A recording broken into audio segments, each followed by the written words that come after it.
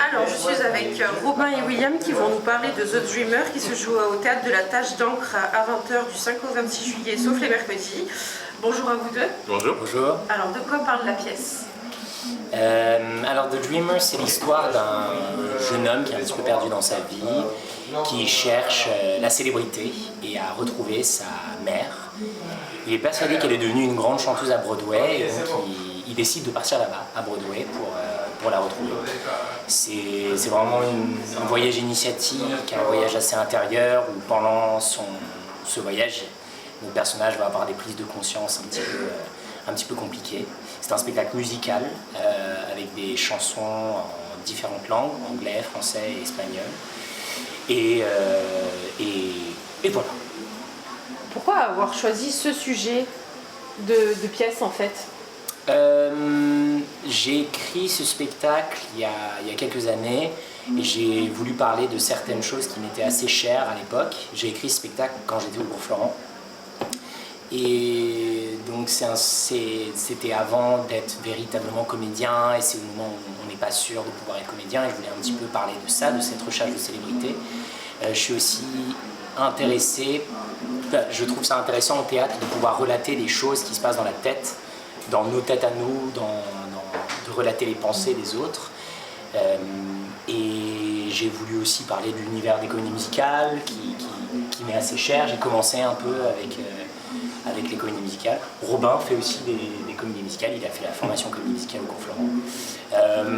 Et j'ai aussi voulu m'inspirer de plusieurs films qui me sont assez chers, plusieurs univers. Le Magicien d'Oz, le film Le Magicien d'Oz, c'était vraiment la référence principale à l'origine lors de l'écriture de cette pièce. Voilà. Et est-ce que vous avez rencontré des défis au moment de l'écriture de la pièce ou après dans l'interprétation de votre personnage? Vous avez eu des défis ou c'est venu naturellement? Il y en a eu plusieurs. La pièce est passée par énormément de phases de réécriture. Il y a des scènes qui étaient littéralement incompréhensibles. Et donc mes partenaires comédiens m'ont aidé un petit peu aussi on a fait un peu du travail au plateau ou du travail à la table. En tant que comédien, pour moi, actuellement, donc c'est vrai que c'est une forme de challenge, c'est une véritable opportunité, c'est 1 h 15 au plateau non-stop. Et c'est en fait comme un seul en scène, mais avec 5 personnages qui sont aussi forts que le personnage principal, aussi haut en couleur.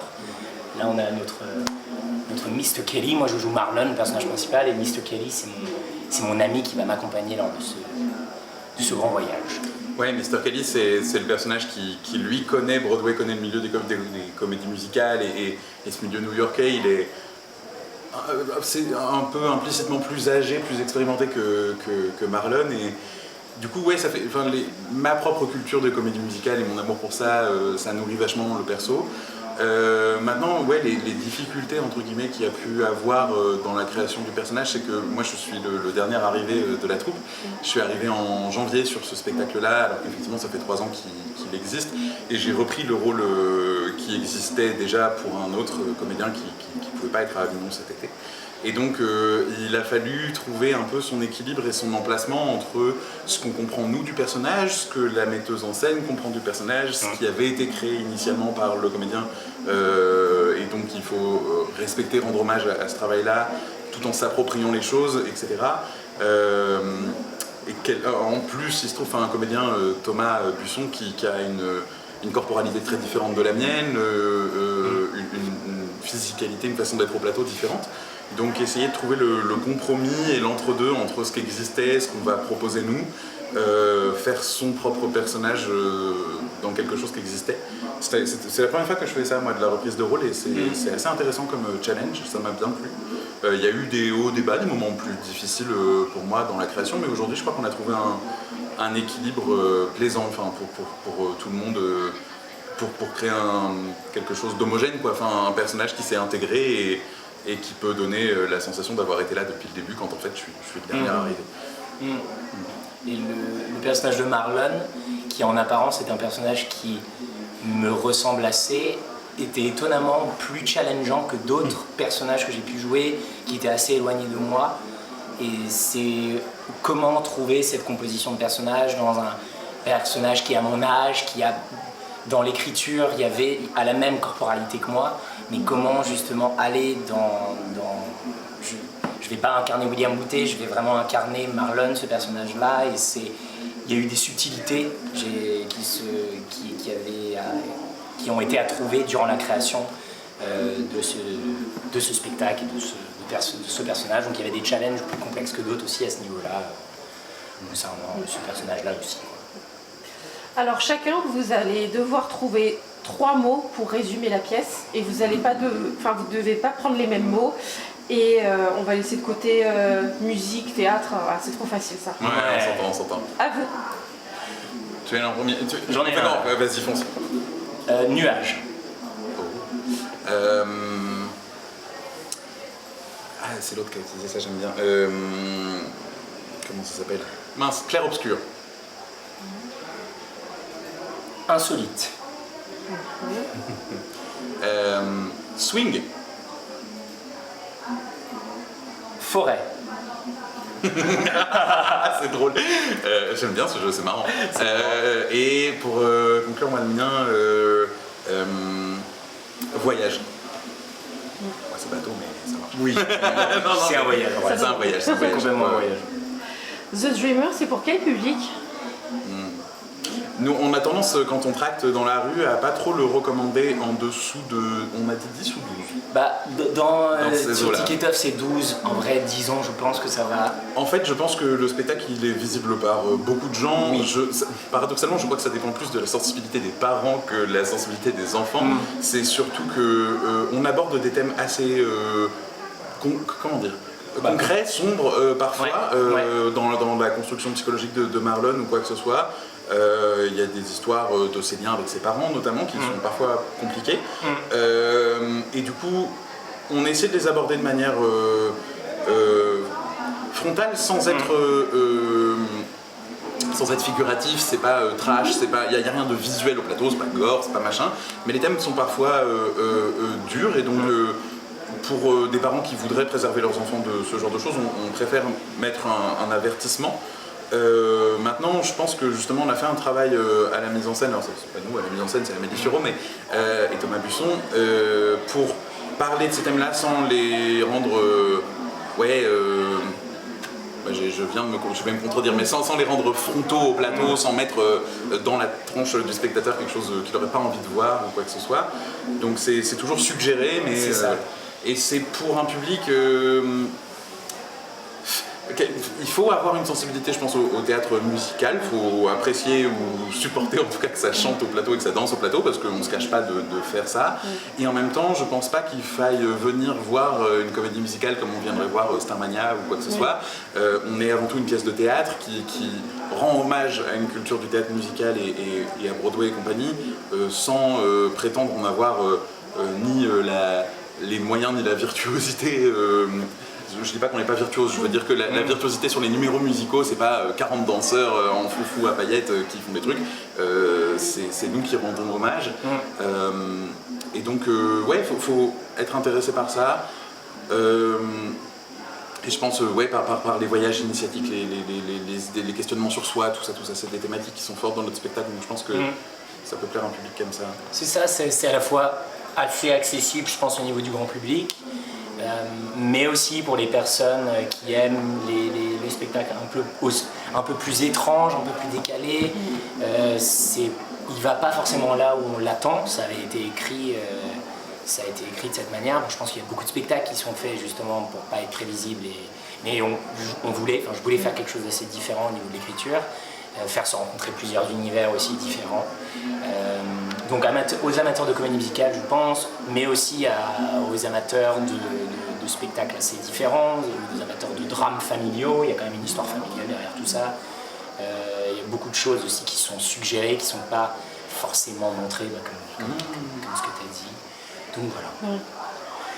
Et quand le public vient voir The Dreamer, vous voulez qu'il reparte avec quel message, quelle image vous voulez transmettre? En plus d'avoir passé un bon moment. Bien sûr. Ça va paraître très bateau ce que je veux dire, c'est un peu un spectacle sur sur le songe, sur le rêve, sur la complexité aussi des rêves de chacun, et de faire se rencontrer les univers à la fois très grandiloquents et très paillettes, Broadway, avec des choses plus sombres, presque plus réelles. C'est un spectacle, je dirais, un peu sur les désillusions aussi, et c'est un spectacle sur la famille, je pense. Moi, j'ai juste envie que le spectateur puisse... J'écris comme ce que j'aimerais moi voir au théâtre, c'est-à-dire être surpris, et j'ai envie que le public soit happé du début à la fin, être surpris du début à la fin, qu'il puisse rigoler, qu'il puisse être touché, qu'il puisse être troublé à des moments. Je pense que c'est vraiment ça qu'on essaie de faire avec ce spectacle. Tu as des choses à rajouter à ce niveau-là? Ouais, enfin moi il y a un peu ce truc, je viens du monde du cinéma d'animation à la base et donc j'ai des références animées en tête, mais je pense à beaucoup de films qui traitent du sujet du rêve. Je pense à Little Nemo, In Slumberland, je pense enfin, qui était une bande dessinée avant d'être un film, mais je pense au Royaume des Chats, des studios Ghibli et compagnie, et souvent il y a ce truc des films de rêve ou quoi que ce soit, et qu'on retrouve un peu dans The Dreamer, de c'est chouette, c'est ok, et ça porte que d'avoir un monde intérieur plus haut en couleur que ce que la réalité autour de nous suggère, et on peut vivre dans un environnement gris, froid et pas très agréable, et avoir un monde intérieur riche, musical et tonitruant, et c'est ça qui est beau et qui porte. Moi c'est un truc qui, dans The Dreamer, ça me parle, ça. Totalement, et je pense à... L'histoire n'a rien à voir, mais il y a un film qui s'appelle, tu as dû le voir, Brasil, de Terry Gilliam. J'ai toujours pas vu. Je sais pas si vous connaissez ce film, pour moi c'est un peu...